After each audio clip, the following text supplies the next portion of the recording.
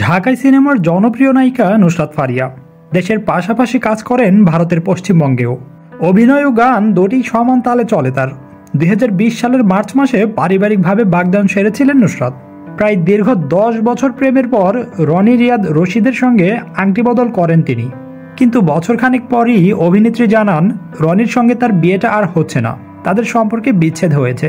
এরপর থেকেই তিনি সিঙ্গেল জীবনযাপন করছেন। গত 2 বছরেও নতুন কোনো সম্পর্কে জড়াননি এই নায়িকা।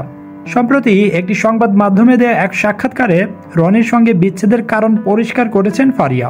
ফারিয়া বলেন, দীর্ঘ 10 বছর প্রেম করেছি, তবে শেষ দিকে ভালোবাসা ছিল না সম্পর্কে। দুজনের কেউই সম্পর্ক টিকিয়ে রাখার চেষ্টা করেনি। আমি ভালো আছি, তিনিও নতুন জীবন শুরু করেছেন, এখন সুন্দর পরিবার আছে। বর্তমানে নিজেকে সিঙ্গেল দাবি করে এই অভিনেত্রী বলেন, গত 2 বছর ধরে আমি সিঙ্গেল, সময়টা দারুণ কাটছে, একা অনেক ভালো আছি, ভালোবেসে বিয়ে করব, এখন আপাতত কাজ ও জীবন নিয়েই ভাবছি। বিয়ের জন্য কেমন পাত্র খুঁজছেন জানতে চাইলে তিনি বলেন, সামনে নতুন যে আসবে তাকে অবশ্যই আমার থেকে শিক্ষিত হতে হবে, স্মার্ট ও ব্যক্তিত্ব সম্পন্ন হতে হবে, তাকে নারীদের সম্মান করতে জানতে হবে, কিছু বলার আগেই আমার চোখের ইশারায় সবকিছু বুঝে নেবে, এমন একজন মানুষ চাই আমি।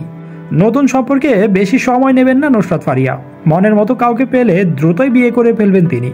ফারিয়া বলেন, এবার প্রেমে জড়ালে বেশি সময় নেব না, অল্প কিছুদিন প্রেম করেই বিয়ে, সেটা মিডিয়া কিংবা বাইরের যেখানেই হোক, সবার আগে তাকে ভালো মানুষ হতে হবে। নুসরাত ফারিয়াকে সবশেষ দেখা গেছে আবারও বিবাহ অভিযান সিনেমায়। টলিউডের প্রেক্ষাগৃহে মুক্তি পেয়েছে এই ছবি। এছাড়াও সুরঙ্গ সিনেমায় আইটেম গানে নাচতে দেখা যায় এই অভিনেত্রীকে।